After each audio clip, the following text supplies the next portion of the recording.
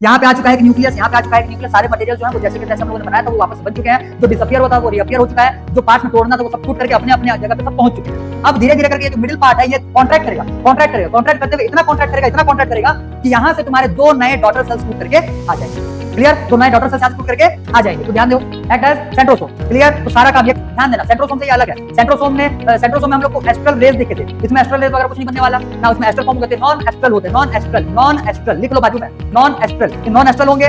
मान लो कि किसी सेल में साइटोकाइनेसिस हुआ ही नहीं, कैरियोकाइनेसिस हुए जा रहा है, हुए जा रहा है, हुए जा रहा है। तो कैरियोकाइनेसिस जो हुए जा रहा है उसमें तुम्हारा न्यूक्लियस का जो नंबर है वो इंक्रीज करते हुए जाएगा। पहले 1 न्यूक्लियस, फिर 2 न्यूक्लियस, फिर 3 न्यूक्लियस, लेकिन सेल जो रहेगा वो ठीक है। तो कल वाले क्लास में हम लोगों ने जो सेल साइकिल का कैरियोकाइनेसिस था ये कंप्लीट कर चुका है। अब हम लोग देखेंगे साइटोकाइनेसिस। साइटोकाइनेसिस के बाद फिर हम लोग पहुंचेंगे मियोसिस में। देखो यहां तक के जो कॉन्सेप्ट है ये बहुत इंपॉर्टेंट थे। इसके बाद तुमको इसी टाइप से एक और क्या बोलना चाहिए, लेंथी कॉन्सेप्ट देखने के लिए मिलेगा जब हम लोग मियोसिस स्टार्ट करेंगे। और मियोसिस का बस एक ही पार्ट, सिर्फ एक पार्ट जो है वहां पे थोड़ा सा लेंथी है, बाकी सारे जो है वो 2-2 लाइन 3-3 लाइन में ये खत्म होते जाते हैं। तो बहुत ज्यादा हैवी लेवल का तुमको वहां पे देखने के लिए नहीं मिलने वाला। मियोसिस 1 का जो पहला पार्ट रहता है, ठीक है, उसमें भी जैसे हम लोगों ने यहाँ पे क्या बोला जी, प्रोफेज, मेटाफेज। तो प्रोफेज, मेटाफेज, एनाफेज, टीलोफेज ही देखा हुआ है। मियोसिस आने के बाद फिर उसमें से प्रोफेज को हम लोग और 4-5 पार्ट्स में और क्लासिफाई करने वाले हैं। क्लियर? क्लियर? तो उसमें तुमको थोड़ा सा बस टाइम लगेगा, बहुत ज्यादा तो वैसे भी नहीं है, लेकिन थोड़ा सा लेंथी तुमको वो पार्ट में देखना है। बाकी सारे मियोसिस के जो तुम्हारे पार्ट्स रहने वाले रहेंगे ये बहुत शॉर्ट में 3-3 लाइन 4-4 लाइन में पूरे खत्म हो जाते हैं। तो हार्डली ये तुम्हारा 2 क्लासेस और खींचे, ठीक है, आज के बाद 2 क्लासेस और खींचे। मतलब कि मैंने तो टारगेट किया हुआ है कि इसी वीक में तुम्हारा ये चैप्टर में उड़ा दूं और हो ही जाएगा खत्म। किसी ना किसी तरीके से मैं करवा ही दूंगा, भले फ्राइडे सैटरडे क्लास लगवाते हैं या फिर तुम्हारा आने वाले 2 क्लासेस, 4 क्लासेस इस हफ्ते में, 2 क्लासेस आज मिला करके हो गया और 2 क्लासेस में ये चैप्टर खत्म हो जाना है। तो किसी ना किसी तरीके से मैं इस हफ्ते में तुम्हारा ये चैप्टर एनी हाउ कंप्लीट करवा ही दूंगा, ठीक है। और करना ही है भाई, नहीं करेंगे तो फिर हम लोग को आगे नहीं बढ़ पाएंगे, बहुत पीछे रह जा रहे हैं। अब थोड़ा सा स्पीड में भी, हालांकि सबसे बड़ा समस्या हो रहा है नेचर का, नेचर का। अब बारिश ऐसा आ रहा है टाइम पे, समस्या हो जा रहा है। आज 3 बजे तुम लोग का क्लास होते होते रह गया है, तो होते होते रह गया है। अगर आधा घंटा और बारिश अगर बढ़ गया रहता, जिस हिसाब से मौसम किया हुआ था, क्लास सस्पेंड हो चुका रहता फिर। क्लियर? चलो भाई ठीक है। तो नेक्स्ट हेडिंग लगाओ, कैरियोकाइनेसिस हम लोग तो हो चुका है कंप्लीट। आज हम लोग देखेंगे साइटोकाइनेसिस, ठीक है। हेडिंग लगाओ साइटोकाइनेसिस। हाँ, कुछ कुछ कंफ्यूजिंग एलिमेंट्स भी हैं यहाँ पे, मैं तुमको पहले ही बता रहा हूं। अब एनसीईआरटी के बुक में तुमको मिलता ही है, क्या करे, अभी मैं तुमको बताऊंगा, ठीक है। चलो लिखो साइटोकाइनेसिस।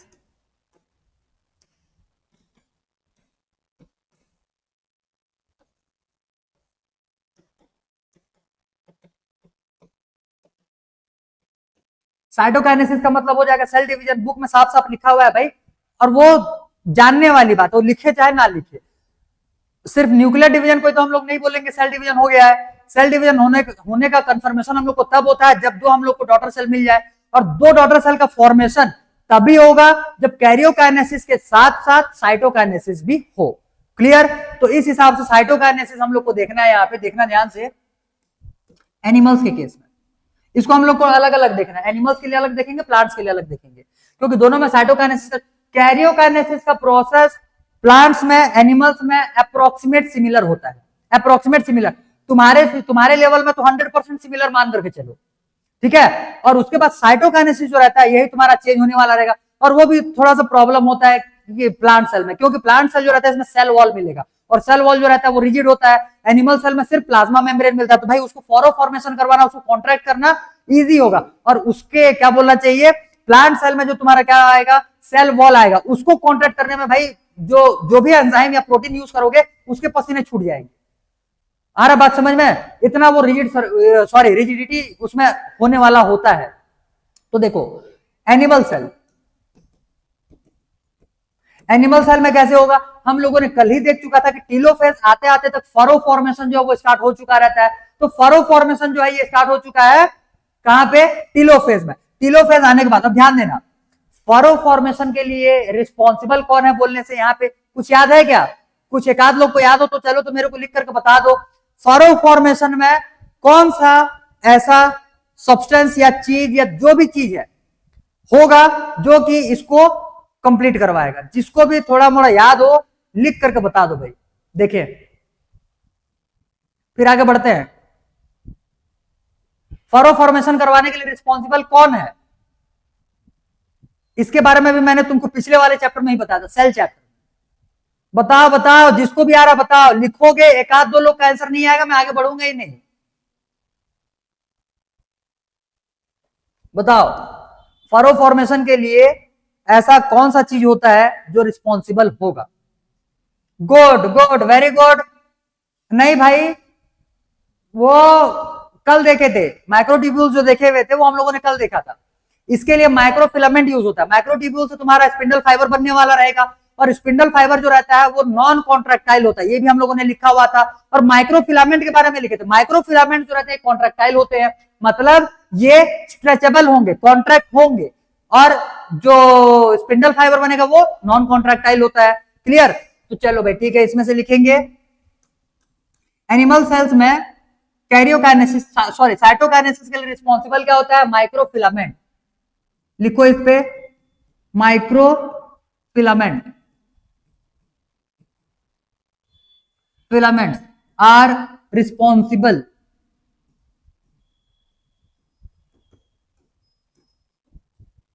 for furrow formation।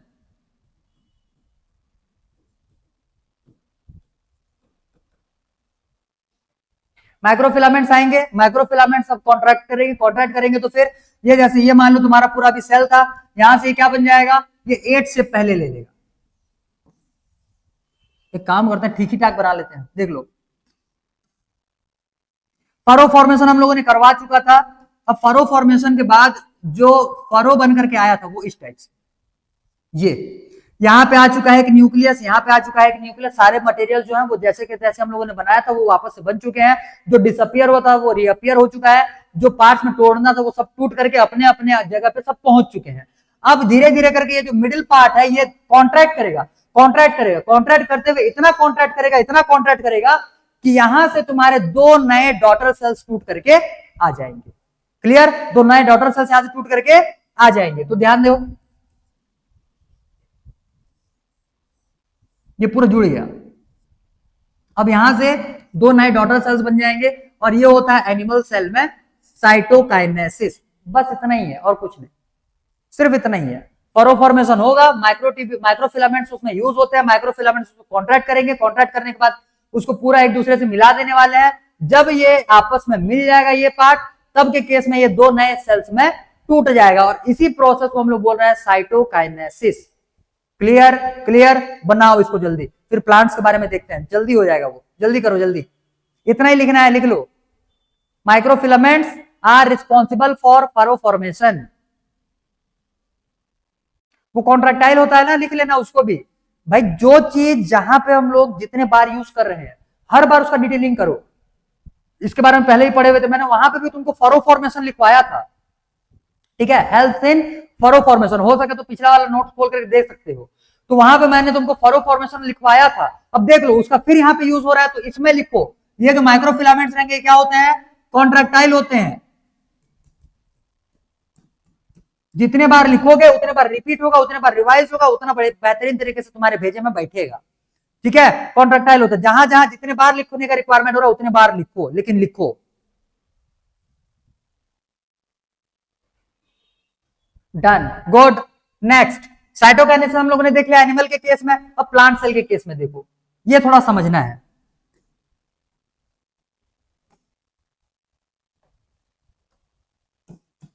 हाँ, एक चीज और, मे भी इसी वाले माइक में प्रॉब्लम है। जिसको भी थोड़ा सा भी आवाज डिस्टॉर्ट होता दिखे, सुनाई दे, तुरंत चैट पे लिख देना कि भाई यहाँ पे आवाज जो है क्या है। इस वाले माइक में एक्चुअली में होता क्या है, 2-4 मिनट के लिए आवाज जो है वो बर्बाद हो जाता है।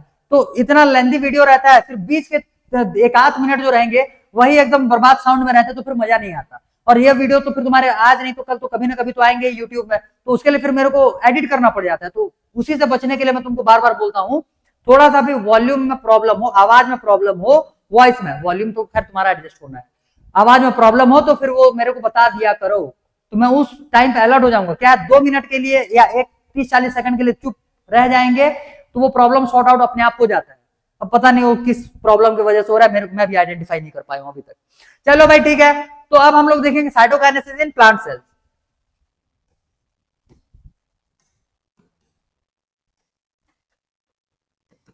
देखो प्लांट्स के केस में होता क्या है, प्लांट्स के केस में सेल वॉल होता है। दूसरा चीज समझो, प्लांट्स के पास सेंट्रोसोम्स नहीं होते, प्लांट सेल्स में सेंट्रोसोम्स एब्सेंट होते हैं।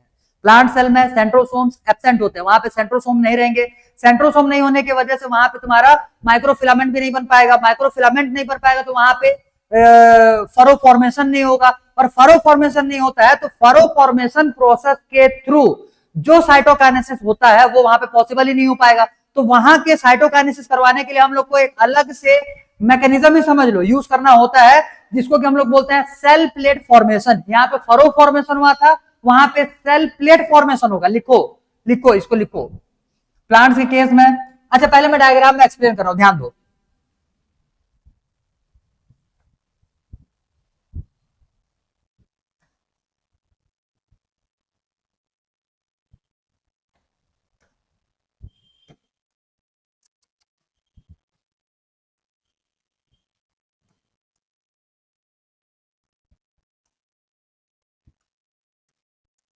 ये जैसे मान लो प्लांट सेल हो गया, दो अलग अलग सेल्स है, सेल्स के बीच में इंटरसेलुलर स्पेस होता है। एक काम, वेट वेट, दो अलग सेल तो बना ही नहीं, अभी तो बनाएंगे इसको, एक सेकंड।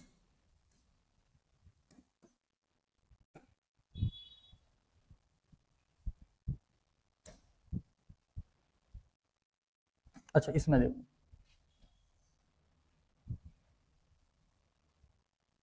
ये जैसे प्लांट सेल हो गया, ठीक।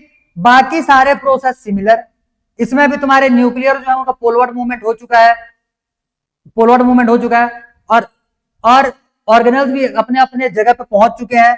अब ध्यान देना, यहाँ पे इसका एक आ गया ये न्यूक्लियस, एक आ गया ये न्यूक्लियस, बाकी सारे ऑर्गेनल्स वैसे के वैसे रहेंगे। अब होगा क्या, यहाँ पे सेल प्लेट बनाया जाता है। सेल प्लेट बनाने के लिए कौन कौन से सब्सटेंसेस इंपॉर्टेंट होते हैं बोलने से, दो, एक हो जाएगा स्पिंडल फाइबर और एक हो जाएगा तुम्हारा गोल्जी एपरेटस। ठीक है, क्लियर। तो यहाँ पे तुम्हारे दो, एक सेकंड थोड़ा सा वेट करना, एक, हाँ ठीक है, शॉर्ट आउट हो गया। चलो तो हाँ, मैं क्या बोल रहा था, यहाँ पे जो प्लेट बनाना है इसके लिए तुम्हारे दो चीजें यूज होने वाले रहेंगे, एक स्पिंडल फाइबर और एक Golgi complex, Golgi apparatus, Golgi body, जो बोलो। ठीक है, तो होगा क्या, धीरे धीरे करके यहाँ पे तुम्हारा डिपॉजिट होना चालू होता है, मतलब एक्यूमुलेट होना चालू करते हैं, कलेक्ट होना चालू होते हैं। कौन, एक तो स्पिंडल फाइबर और साथ साथ में गोल्जी बॉडी। तो गोल्जी बॉडी और ये जो स्पिंडल फाइबर है ये मिल करके यहाँ पे एक प्लेट लाइक स्ट्रक्चर बना देंगे इस टाइप से। ये प्लेट लाइक तुरंत नहीं बना देते, वो धीरे धीरे बढ़ता है। अब भाई पहले छोटा सा पार्ट आएगा, फिर वो धीरे धीरे फैलते जाएगा, फैलेगा तो वो एक प्लेट बनाएगा। ध्यान देना, ये 2D लाइन नहीं बनाना है, यहाँ पे प्लेट फॉर्म होकर के आएगा। ये जो 3D स्ट्रक्चर होता है, ठीक है, तो एक प्लेट लेकर के बीचों बीच में जैसे फिट कर दोगे तो वो केस है ये, क्लियर। तो यहाँ पे क्या बन करके आता है, सेल प्लेट, सेल प्लेट। अब एक चीज और ध्यान दो यहाँ पे,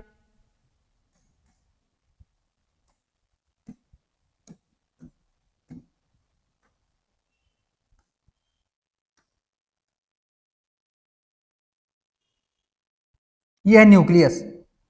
अब इसके पास तो सेंट्रोसोम है नहीं, तो स्पिंडल फाइबर बना कैसे। फिर इसमें इसमें भी तो वही न्यूक्लियर डिवीजन हुआ रहेगा, न्यूक्लियर डिवीजन होने के बाद क्रोमोसोम्स को खींच खींच करके ऊपर और नीचे लाने का रिक्वायरमेंट हुआ रहेगा। जब सेंट्रोसोम है नहीं तो ये बनेगा कैसे। तो जब स्पिंडल फाइबर बन चुका है तो स्पिंडल फाइबर ये सारे काम करवा देगा वहां पे। अब स्पिंडल फाइबर बनाने का जो काम रहता है वो सेंट्रोसोम का होता है, सेंट्रोसोम यहाँ पे नहीं है तो उसके जगह पे कुछ होना चाहिए सब्स्टिट्यूट। तो यहां पे प्रेजेंट होता है भाई पोलर कैप, लिखो पोलर कैप।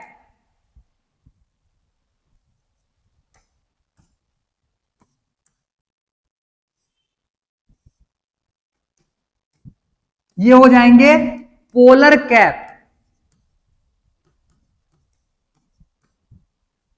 यही स्पिंडल फाइबर सिंथेसाइज करते हैं। वही सिंथेसाइज किया हुआ spindle fibre along with Golgi apparatus बीचों बीच में आएगा, आने के बाद फिर वो एक्सपेंड करना चालू करेगा। जब वो ग्रो कर जाएगा तो एक पूरा प्लेट बना लेगा और इसी प्लेट को हम लोग बोलेंगे सेल प्लेट। ठीक है, इसी को बोलेंगे सेल प्लेट। इसको फ्रेगमोप्लास्ट भी बोलते हैं। ठीक है, इसका एक दूसरा नाम पेरिकार्प। इसको अच्छा लेबलिंग कर लेते हैं, चलो ये हो जाएगा भाई सेल प्लेट, इसी को फ्रेगमोप्लास्ट। फ्रेगमोप्लास्ट,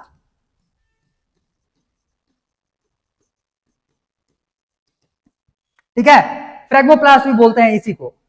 क्लियर, इतना समझ में आ चुका रहेगा। हाँ भाई, एक सेकंड, ये जो डाउट तुम लोग आगे का डाउट को पहले पूछ लेते हो, रुक जाओ, वो सारा कुछ आएगा अभी। मियोसिस टू तो होने दो, मतलब मियोसिस चालू तो हो जाने दो। टॉपिक जब तक नहीं पहुंच रहते हैं वहां का डाउट ला करके मत पूछा कर। हाँ, स्कूल्स वगैरह में अगर डाउट है तो, या फिर दूसरे किसी सोर्स का अगर डाउट है तो वो पूछ सकते हो। बाकी यहीं के लिए, इसी क्लास के लिए आगे के टॉपिक का डाउट लेकर के मत आना, क्योंकि मैं उसको एक्सप्लेन ही नहीं किया हूं, तुमको समझ में कैसे आएगा वो। क्लियर, तो थोड़ा सा वेट कर लिया करो, मेरे को उस टॉपिक तक पहुंच जाने दो। मेरे टॉपिक खत्म करने के बाद अगर तुम्हारे दिमाग में कुछ डाउट रहता है तब बताओ भाई फिर। क्लियर, तो स्कूल्स वगैरह डाउट रहता है तो उसको डिटेल में उसको लिख करके पूछ लिया करो कि नहीं भाई स्कूल का डाउट है, तो मैं उसको एक्सप्लेन कर दूंगा। बाकी मेरे पढ़ाने से पहले यहीं के टॉपिक को मैं पहले नहीं करवाऊंगा भाई, समझा तो लेने दो मेरे को। क्लियर, तो ये हो जाएगा भाई पोलर कैप। पोलर कैप का वही काम होता, इसमें लिख लो, act as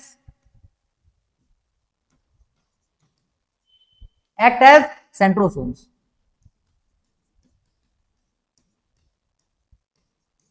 act as centrosome. Clear, तो सारा काम ये ध्यान देना, सेंट्रोसोम से ये अलग है। सेंट्रोसोम में हम लोग को एस्ट्रल रेज देखे थे, इसमें एस्ट्रल रेज वगैरह कुछ नहीं बनने वाला ना, इसमें एस्ट्रल फॉर्म हो गए थे, नॉन एस्ट्रल होते हैं, नॉन एस्ट्रल, नॉन एस्ट्रल लिख लो बाजू में, नॉन एस्ट्रल, ये नॉन एस्ट्रल होंगे। सेंट्रोसोम्स क्या होते हैं? एस्ट्रल होते हैं। भाई डिफरेंस भी तो पता रहना, क्या पता कहां से क्वेश्चन उठा करके दे दे, ठीक है। और ये जो सेल प्लेट बना हुआ है इसको क्या बोल रहे हैं? फ्रेगमोप्लास्ट, फ्रेगमोप्लास्ट। फ्रेगमोप्लास्ट बनने के बाद अब यही जो सेल है ये तुम्हारे दो पार्ट्स में टूट जाएगा और टूट करके दो नए डॉटर सेल्स बना लेगा।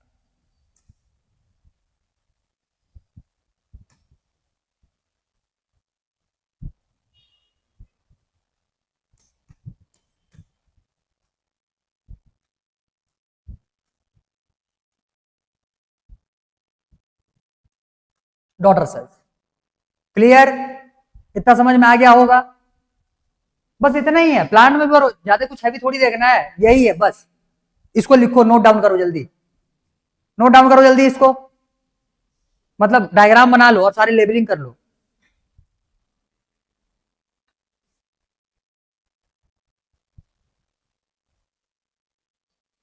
अच्छा हाँ रुक जाओ भाई, लिखवा देते हैं, लिखवा देते हैं, चलो ठीक है, इतना तो समझ में आ गया रहेगा, लिखवा देते हैं। चलो, दो चार लोगों से लिखना ही नहीं हो पाएगा, लिखवा देते हैं।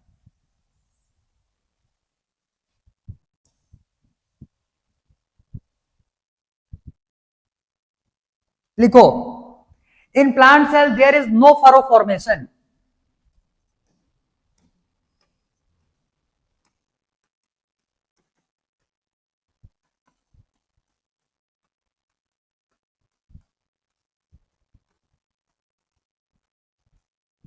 In plant cell, there is no furrow formation due to absence of centrosomes.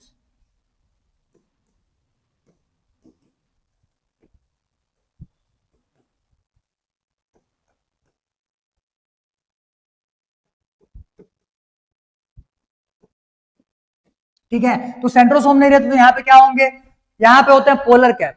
In plant cells polar cap act as centrosome, लिखते चलो।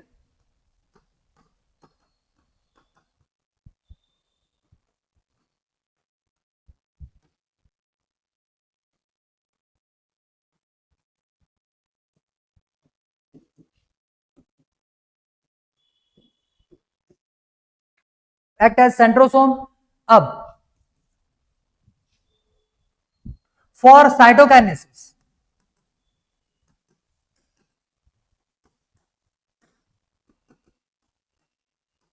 फॉर साइटोकाइनेसिस प्लांट सेल में होता क्या है? गोल्जी कॉम्प्लेक्स या गोल्जी बॉडी या गोल्जी, जो भी लिखना है लिख लेना, गोल्जी, और साथ में स्पिंडल फाइबर डिपोजिटेड एट या accumulate at equatorial place, equatorial place लिख लो या इक्वेटोरियल रीजन लिख लो। और साइटोकाइनेसिस स्पिंडल फाइबर कौन बनाया है? पोलर कैप बनाया है, लिख लेना, स्पिंडल फाइबर कौन बनाया है? पोलर कैप बनाया हुआ है। Spindle fibre and Golgi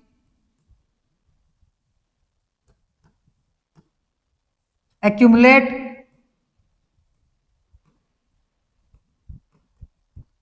at the equatorial region.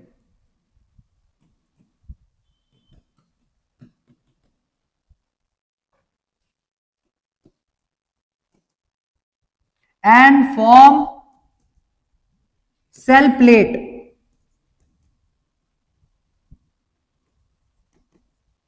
Cell plate को क्या बोल रहे हैं यहां पे हम लोग?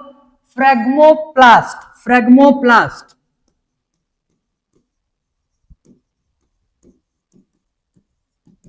फ्रेगमोप्लास्ट, फ्रेगमोप्लास्ट बन गया। After formation of phragmoplast cell divided into 2 daughter sales.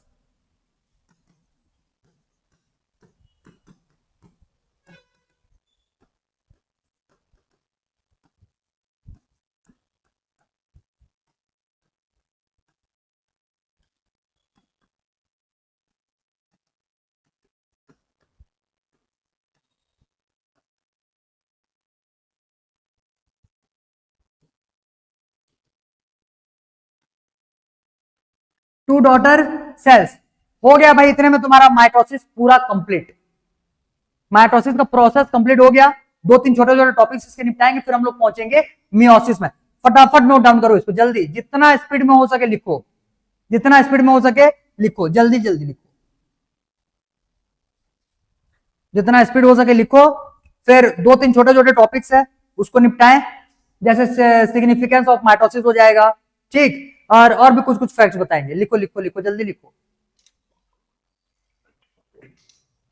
Done done, good, very good. अब हम लोग यहाँ पे देखेंगे तुम्हारा अच्छा पहले तो ये जान लो भाई, सेल डिवीजन तो हम लोगों ने करवा लिया, सेल डिवीजन कंप्लीट होने साइटोकाइनेसिस भी करवा लिए। मान लो कि किसी सेल में, बुक में भी ये दिया हुआ है, मान लो कि किसी सेल में साइटोकाइनेसिस हुआ ही नहीं, कैरियोकाइनेसिस हुए जा रहा है, हुए जा रहा है, हुए जा रहा है। तो कैरियोकाइनेसिस जो हुए जा रहा है उसमें तुम्हारा न्यूक्लियस का जो नंबर है वो इंक्रीज करते हुए जाएगा। पहले 1 न्यूक्लियस, फिर 2 न्यूक्लियस, फिर 3 न्यूक्लियस, लेकिन सेल जो रहेगा वो तुम्हारा सिंगल ही रहने वाला होगा। तो इस केस में जो हमारा एक सेल के अंदर में 2 न्यूक्लियस आ जाएंगे, 2 न्यूक्लियाई आ जाएंगे, तब उसको हम लोग बोलेंगे बाय न्यूक्लिएटेड कंडीशन। उसके बाद जब 3 न्यूक्लियाई बन जाएंगे उसको हम लोग बोलेंगे ट्राई न्यूक्लिएटेड कंडीशन। ऐसे होते होते ये बहुत सारे न्यूक्लियस जब यहाँ पे बन जाएंगे तो उसको हम लोग बोलेंगे मल्टी न्यूक्लिएटेड कंडीशन, और इसी को बोलते हैं सिंशियम। सिंसिशियम ऐसा ही है भाई, लिखेंगे उसको, नाम याद कर लेना, ठीक है। सिंसिशियम है शायद, ठीक है, जो भी है लिखेंगे अभी। तो सिंसिशियम उसको कंडीशन बोला जाता है जहां पे कि तुम्हारे सेल डिवीजन में साइटोकाइनेसिस नहीं होता, ओनली कैरियोकाइनेसिस होते जाता है। इसका जो एग्जांपल है ये तुम्हारा हो जाएगा कोकोनट, जो आता है ना नारियल। इसके बारे में भी हम लोग को 12th में देखना है, और इसके बारे में अगर ज्यादा डिटेल में देखना हुआ रहे, थोड़ा मोड़ा अगर इंटरेस्टेड हो जानने के लिए, तो 12th वालों का मैंने चैप्टर 1 कंप्लीट करवा चुका है और इसमें मैंने उसका डिटेल डील किया हुआ है। तो अगर किसी को देखने का इच्छा हो तो जाकर के उनके वीडियोस देख सकते हो, यूट्यूब में पड़े हुए हैं, लिखा हुआ रहेगा सेल डिवीजन में, ठीक है। तो वहां पे तुम्हारा लिखा हुआ रहेगा ये जो भी है, तो वहां पे तुमको मिल जाएगा। तो 12th का ये पार्ट है, थोड़ा सा हम लोग को यूज करना पड़ेगा। नारियल जो रहता है, नारियल थोड़ा मोड़ा सुन लो, नारियल जो रहता है उसका जो पानी रहता है, नारियल का पानी, कोकोनट वाटर, वो सिर्फ और सिर्फ न्यूक्लियर डिवीजन के प्रोसेस में बना हुआ है, साइटोकाइनेसिस हुआ ही नहीं है। सिर्फ कैरियोकाइनेसिस हुआ रहता है तो नारियल का पानी बनता है, मतलब कोकोनट वाटर। और जब उन्हीं न्यूक्लियस को सराउंड कर लेगा सेल मेम्ब्रेन, तो उसका जो व्हाइट पार्ट रहता है, जो मलाई बोलते हैं उसको, ठीक है, उसको हम लोग कर्नेल बोलते हैं, व्हाइट कर्नेल ऑफ कोकोनट। तो व्हाइट कर्नेल जो रहता है वो तुम्हारा पूरे सेल डिवीजन से बना हुआ रहेगा, साइटोकाइनेसिस भी हो चुका, कैरियोकाइनेसिस भी हुआ रहेगा और साथ में साइटोकाइनेसिस भी हो चुका रहेगा, तब व्हाइट कर्नेल बनेगा। और सिर्फ अगर न्यूक्लियर डिवीजन हुआ रहेगा, सिर्फ अगर कैरियोकाइनेसिस हुआ रहेगा, तब के केस में नारियल में सिर्फ पानी देखने के लिए मिलता है। तो जो एकदम बहुत ही नए नारियल रहते हैं, मतलब तुरंत जो निकल करके आए हुए रहते हैं, जिसमें कर्नेल का पार्ट, व्हाइट मलाई का पार्ट 9 के बराबर रहता है, उसमें सिर्फ और सिर्फ कैरियोकाइनेसिस हुआ रहता है। तो नारियल पानी जो रहता है वो हम लोग क्या पीते हैं? न्यूक्लियस पीते हैं, उसको एंडोस्पर्म बोला जाता है, लिक्विड एंडोस्पर्म। क्लियर? इसके बारे में डिटेल क्या, इतना ही देखना है 12th में भी, इससे याद है और वहां पे भी नहीं है, ठीक है। तो 12th का पार्ट तो मैंने तुमको यहीं पे बता दिया। चलो भाई ठीक है, तो इसके बाद अब हम लोग न्यूक्लियर कंडीशंस देखेंगे, वो कंडीशन जहां पे तुम्हारा साइटोकाइनेसिस तो हो, सॉरी कैरियोकाइनेसिस तो हो बट साइटोकाइनेसिस ना हो, तब हम लोग उसको क्या क्या बोलने वाले हैं। तो लिखो नेक्स्ट, हेडिंग क्या लगाओगे इस पे, मल्टी न्यूक्लिएटेड कंडीशन लगाओ हेडिंग।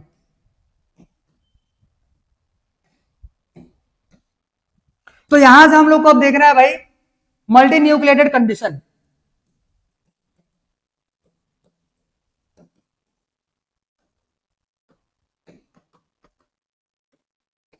ठीक, मल्टी न्यूक्लिएटेड कंडीशन। अब मल्टी न्यूक्लिएटेड कंडीशन बोलने का मतलब इसमें अभी कैरियोकाइनेसिस हम लोग नहीं करवाने वाले यहाँ पे, सॉरी साइटोकाइनेसिस नहीं करवाने वाले, सिर्फ यहाँ पे तुम्हारा होगा कैरियोकाइनेसिस। न्यूक्लियर डिवीजन होगा, बहुत सारे न्यूक्लियाई बनने वाले रहेंगे और उसमें से हर एक स्टेप का हम लोग को नाम भी पता रहना चाहिए। तो यहाँ पे मल्टी न्यूक्लिएटेड ध्यान देना, if there is no cytokinesis only karyokinesis occur.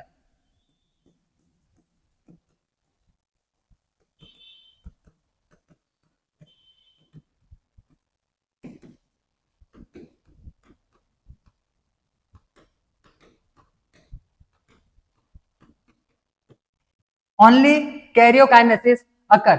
इस केस में अगर तुम्हारे दो न्यूक्लियाई बन गए, तो दो न्यूक्लियाई रहेंगे तो इसको क्या बोलेंगे हम लोग, बाई न्यूक्लिएटेड कंडीशन।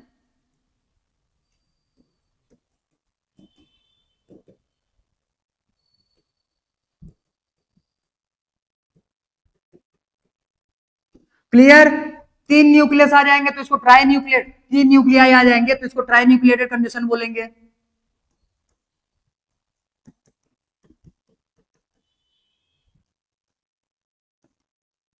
ठीक, ऐसे जब बहुत सारे न्यूक्लियाई बनकर के आ जाएंगे तो उसको हम लोग मोर, बस इतना ही लिख, ठीक है।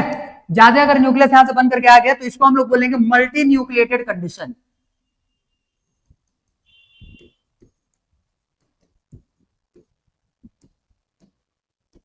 बुक में इसका नाम भी लिखा हुआ है सिंसिशियम।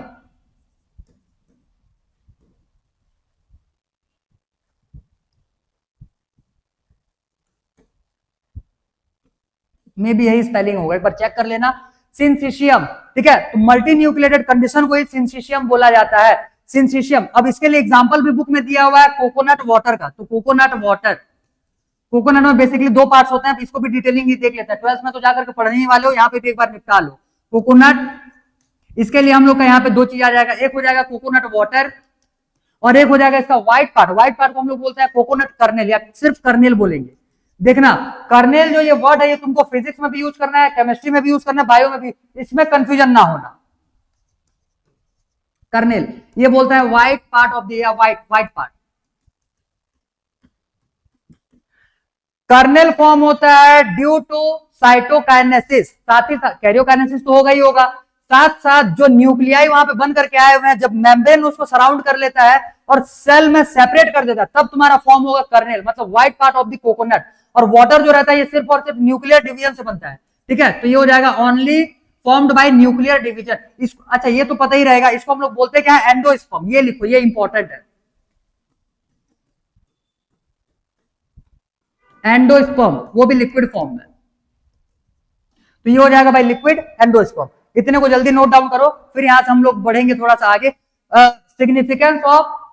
सिग्निफिकेंस ऑफ माइटोसिस बताऊंगा, उसमें कुछ कुछ कंफ्यूजन है क्योंकि बुक्स में तुम्हारे अलग अलग स्टेटमेंट्स दिए हुए हैं, तुमको मैं वहां पे रिप्रेजेंट करवाता हूं, फिर कहां कहां पे क्या है बुक सामने में रखो, उसको अंडरलाइन भी करना है तुमको। पहले इतने को नोट डाउन करो जल्दी फटाफट, और होते जाए बताते चलो, निपटाएंगे भाई जल्दी स्पीड में।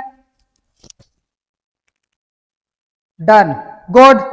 तो भाई इतने में से ये हो गया तुम्हारा न्यूक्लियस का अलग अलग कंडीशंस। ठीक है, तो जरूरी नहीं है कि तुम्हारा साइटोकाइनेसिस भी साथ ही साथ में होते रहे, बहुत सारे केसेस में न्यूक्लियो मतलब कैरियोकाइनेसिस होने के बाद फिर साइटोकाइनेसिस स्टॉप हो गया रहता है, रुक गया रहता है, जैसे नारियल के केस में। क्लियर, नारियल को जितने दिन तक रखे हुए रहोगे फिर उसके जो सेल्स रहेंगे वो तुम्हारे कैरियोकाइनेसिस के बाद साइटोकाइनेसिस करना चालू कर, इसीलिए पुराना नारियल जो रहता है उसमें मलाई का जो पार्ट रहता है वो तुमको एकदम थिक दिखने के लिए मिलेगा, और जो नया नारियल लेकर के आते हैं जो कच्चा टाइप से रहता है उसका मलाई का पार्ट बहुत कम रहता है, क्योंकि उसमें प्रॉपर साइटोकाइनेसिस अभी तक नहीं हुआ रहता है।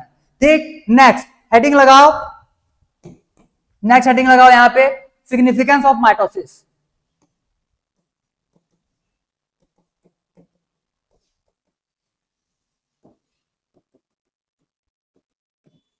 Significance of mitosis.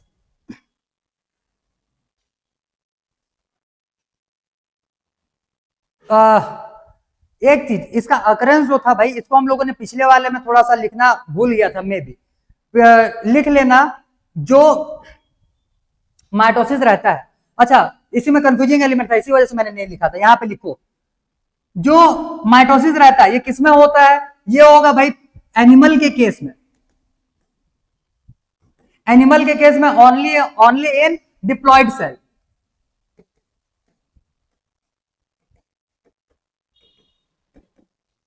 और अगर प्लांट के केस की बात करोगे तो प्लांट के केस में ये तुमको देखने के लिए मिलेगा हैप्लॉइड प्लस डिप्लॉयड, दोनों में ही होगा।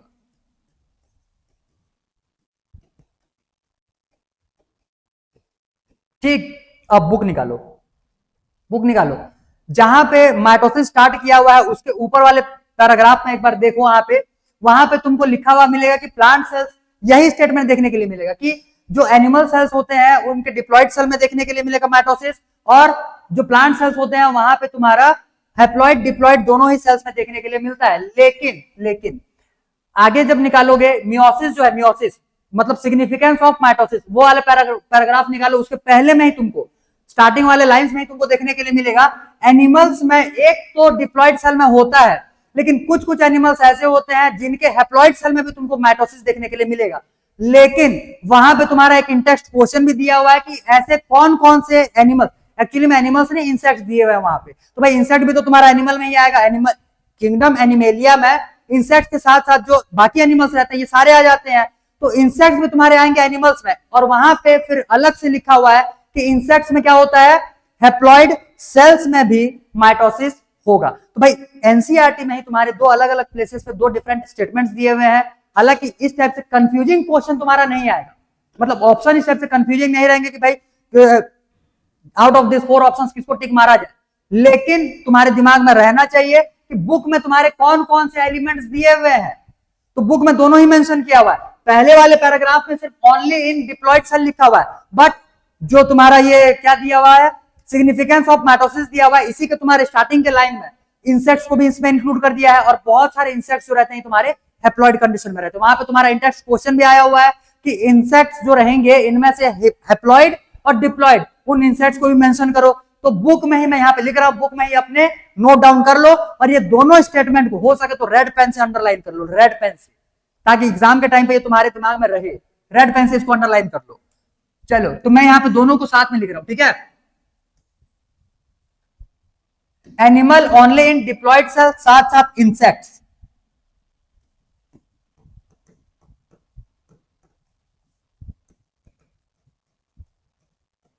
इन इंसेक्ट्स, ये तुमको हैप्लॉइड में भी दिखेगा और डिप्लॉयड में भी दिखेगा।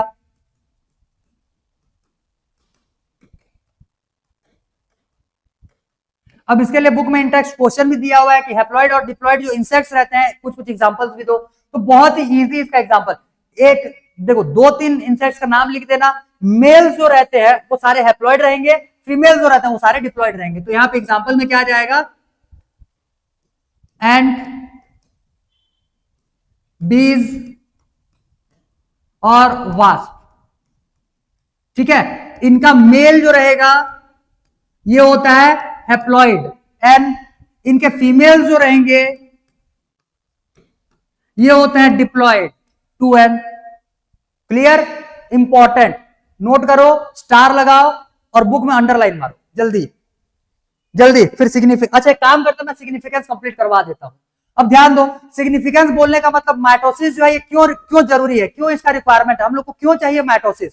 तो भाई माइटोसिस जो है सबसे पहले में सेल ग्रोथ के लिए चाहिए,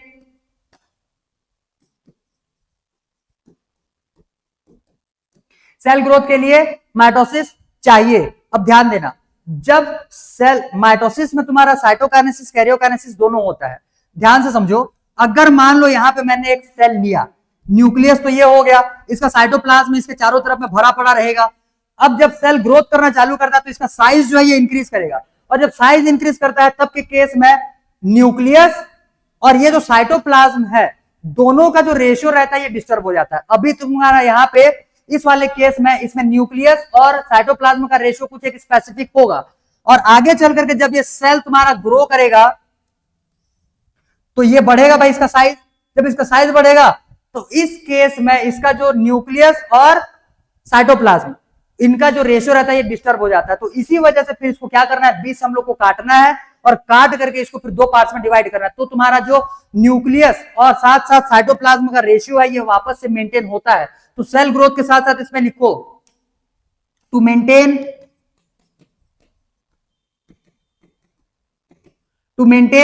क्या हो जाएगा, न्यूक्लियो साइटोप्लाज्मिक रेशियो।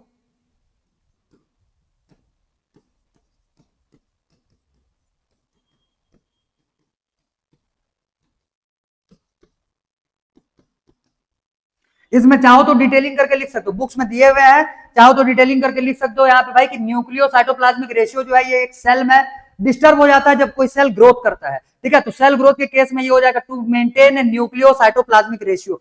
ये अब क्या ही लिखोगे, यही है और छोटे मोटे आते हैं, यही तुम्हारे लिए इंपॉर्टेंट, मेन इंपॉर्टेंट ये था न्यूक्लियो साइटोप्लाज्मिक रेशियो। इसको लिखो जल्दी, फिर हम लोग का यहां से हो जाएगा माइटोसिस कंप्लीट। जल्दी करो जल्दी।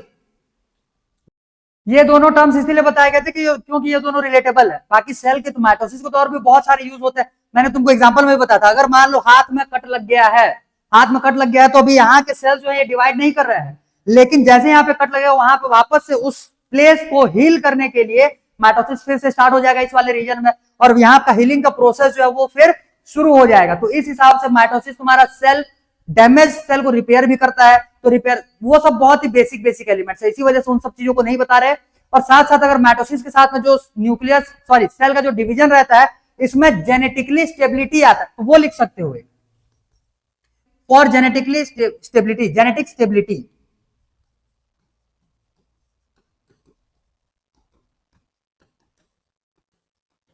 जेनेटिक स्टेबिलिटी प्रोवाइड करने के लिए भी माइटोसिस किया जाता है। ठीक है, क्लियर।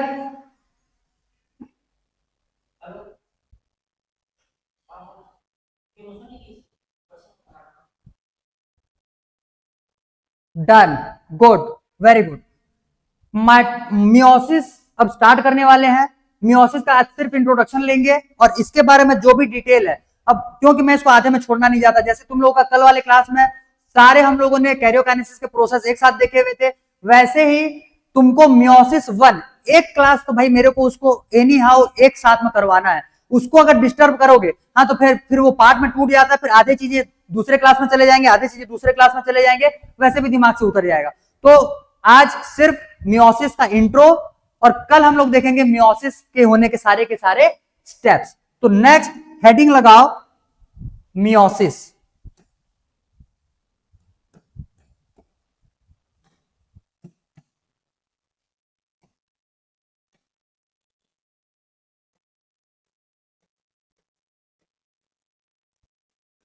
मियोसिस इसके बारे में मैंने बेसिक पहले ही बता दिया था। मियोसिस जो रहता है इसमें तुम्हारा रिडक्शनल सेल डिवीजन होता है, मतलब क्रोमोसोम्स कंटेंट जो रहेंगे, क्रोमोसोम कंटेंट जो रहता है वो तुम्हारा हाफ होने वाला रहेगा। प्लॉइडी इसमें हाफ हो जाता है, तो भाई प्लॉइडी को अगर हाफ करना है तो ऑलरेडी पहले से ही प्लॉइडी 2n रहेगा, तब ना उसको n बना पाओगे। अगर पहले से ही तुम्हारा प्लॉइडी हैप्लॉइड रहेगा तो उसको और आधे तोड़ करके कितना उसमें से क्रोमोसोम लिखोगे। क्लियर। तो क्रोमोसोम्स के जो पेयर्स रहते हैं, पेयर्स में से एक पेयर हटेगा, पेयरिंग हटेगा, बाकी नंबर ऑफ क्रोमोसोम्स जो रहेंगे वो तुम्हारे सेम होंगे, मतलब क्रोमोसोम्स कंटेंट जो रहता है ये तुम्हारा हाफ हो जाता है। तो इसमें लिखो रिडक्शनल सेल डिवीजन।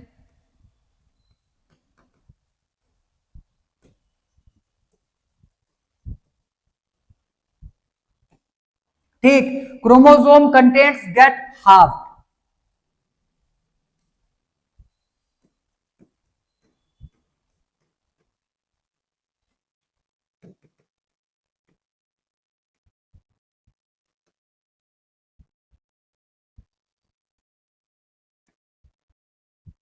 ऐसे लिखो become half.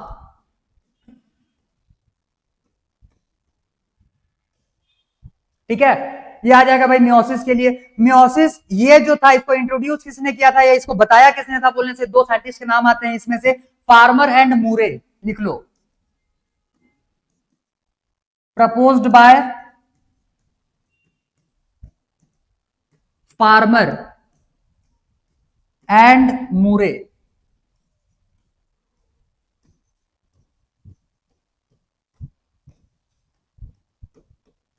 Farmer and Moore, clear.